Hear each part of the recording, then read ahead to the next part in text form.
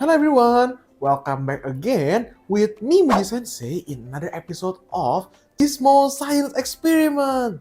Today we have here with me an object. Do you know what it is? Do you have it at home? Okay, this is a music box. A long time ago, the music box was used to play music and create music back in the 1800s, and it was most popular in Europe. This is a map of Europe in the world map. And then the music box composes of the comb and the drum, which is a rotating cylinder that is used to vibrate the comb. And the comb consists of these thin metal strips that when vibrated, they make sound. Okay everyone, so for this experiment, we will try to find out what happens when we play the music box on different surfaces. Will it get louder or not? Okay, so for this experiment, we need this music box and any surface that you can find at home, like this table. Okay everyone, now we are going to play this music box first on the palm of my hand. Okay, so let's do it in 3, 2, 1, go!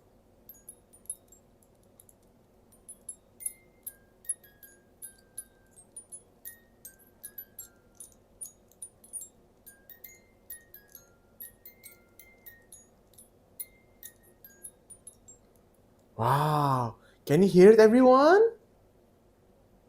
Do you want to hear it? Do you know how we can hear it? Okay, we try again. 3, 2, 1, go!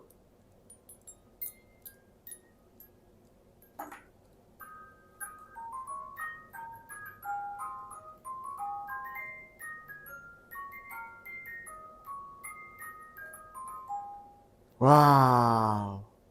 Okay everyone, do you know why when I place the music box on top of my hand, we cannot hear or we can only hear a small volume of the music? Okay, this is because my hand acts as a cushion and absorbs the vibration that is produced by the comb. And sound travels by the vibration produced by the comb. So, when we absorb the vibration, the volume is very small. But when I put it on top of the table amplifies the vibration and the volume becomes bigger. Okay everyone, now we're going to do a mini battle with one of my assistants from the last video. You might have known him. Okay, can you guess who it is? Boom! Tada! It's Vigo-San! Hello everyone. Okay everyone, now we're going to do a battle with the different surfaces. I will use my plate. I will use cardboard. It's Vigo-San!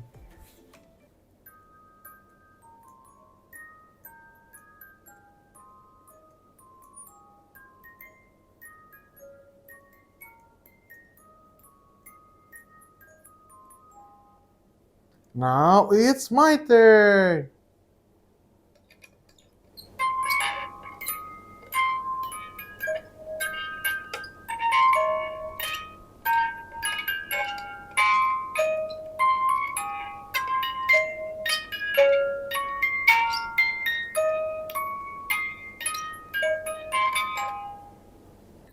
Okay everyone, now I want to explain why does the sound in Vigo's a lot smaller compared to mine.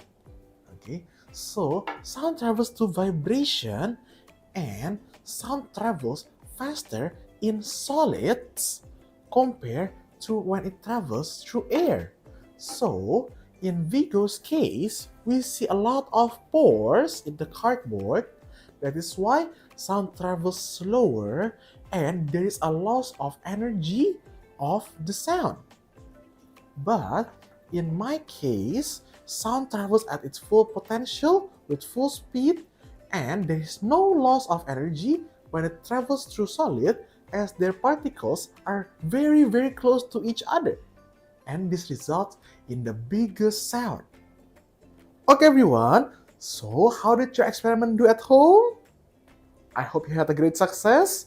If you do, please don't forget to subscribe, turn on your notifications, like, share to your friends and family so that they can replicate this experiment at home. And that's it for today. I'll see you next time. Bye, everyone.